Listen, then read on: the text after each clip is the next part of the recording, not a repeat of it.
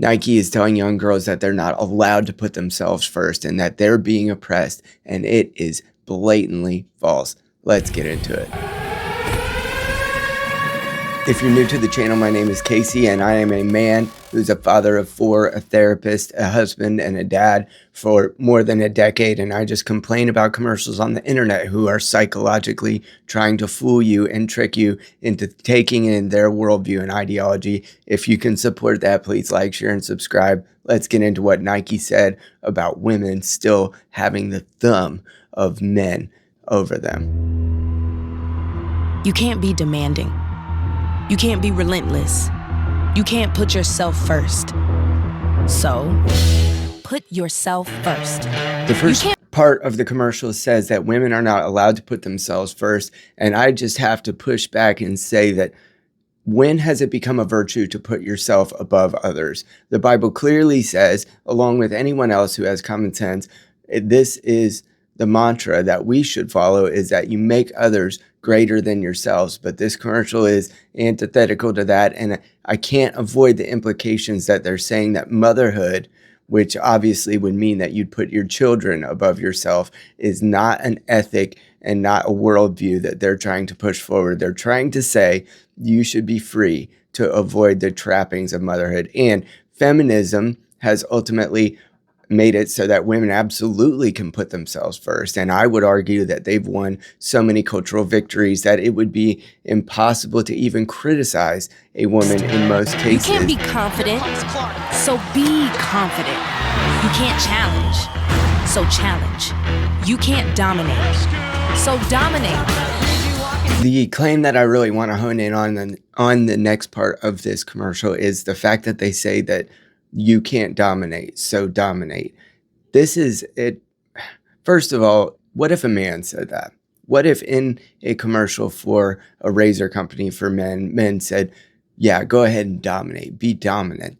I mean, in this instance, they're probably at least implying that this is about sport, but being dominant is ultimately not something that anyone appreciates in a relationship or even in someone that they're working with. Being dominant is not an ethic that anyone would try to hold, but because it had the impression that they're trying to give is that men are dominant, have been dominant, and that they've put the thumb down over women's opportunities. And so even if we're talking about women against women in sports, being dominant ultimately is probably not an ethic that anyone wants to hold or wants any of their peers to hold, unless it's simply about what they do and say and play on the field. But my question to you is this: what if you had someone who just only claimed to be a woman and came in and dominated? Then would you feel the same? Just go ahead and dominate.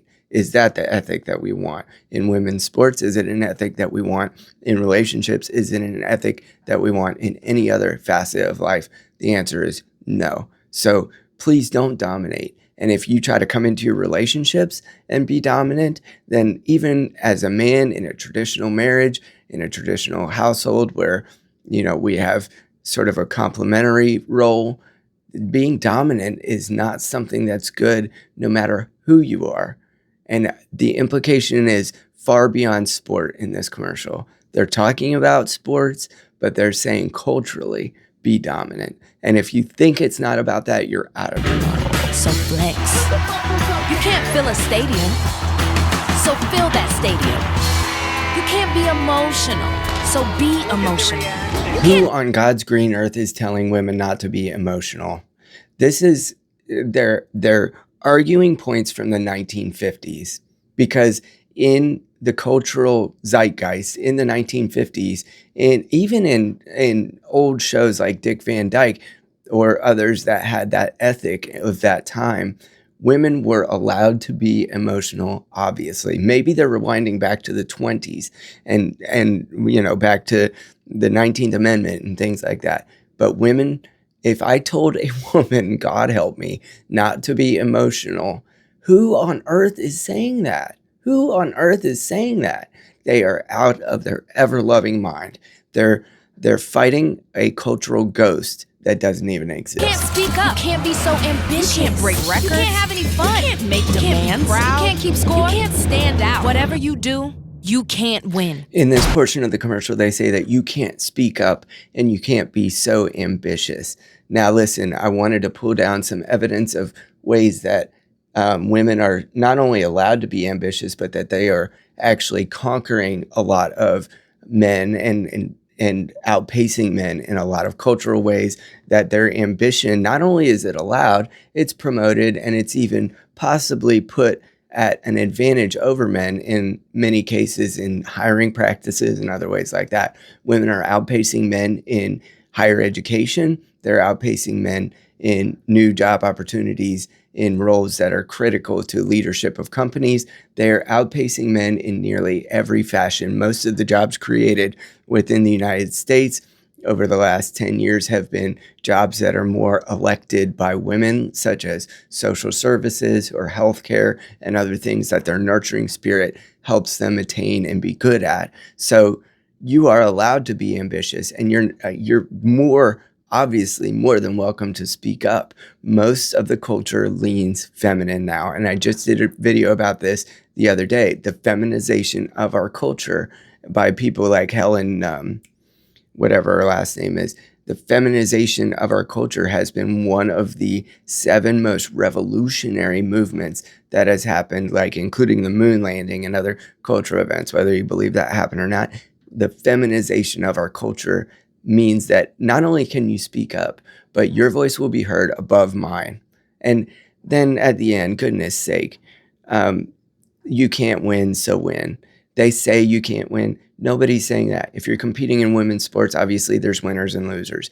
Now, if people want to watch the athletic competitions that you're participating in or not, that's not up to you.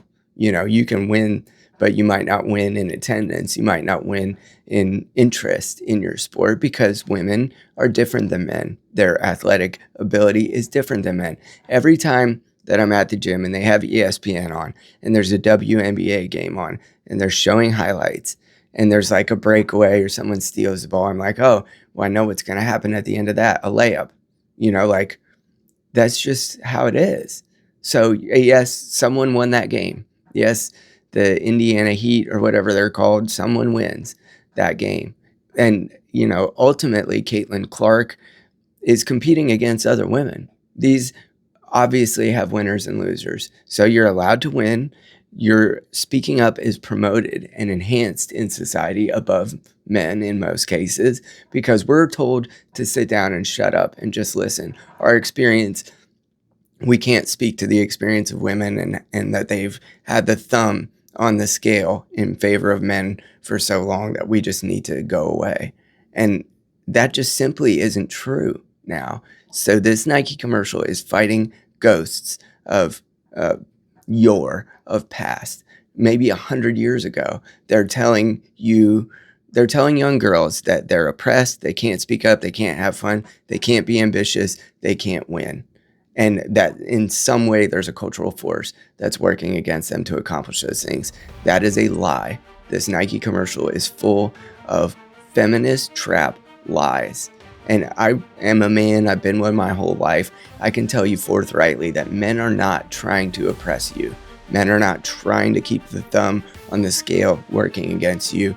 Men are not trying to tell you not to speak up, not to have fun, not to win. So I'll just give you liberty from that. I give you license to not live like that's true, because it's not. It's a lie. Nike is fighting ghosts of yesteryear, and quite frankly, they might say that you can win in this commercial, but in that way, they've lost, because they're telling girls a lie from 100 years ago. If you can support our assessment of the lies within these commercials and the psychological and cultural implications that those have, please like, share, and subscribe. I'll talk to you soon.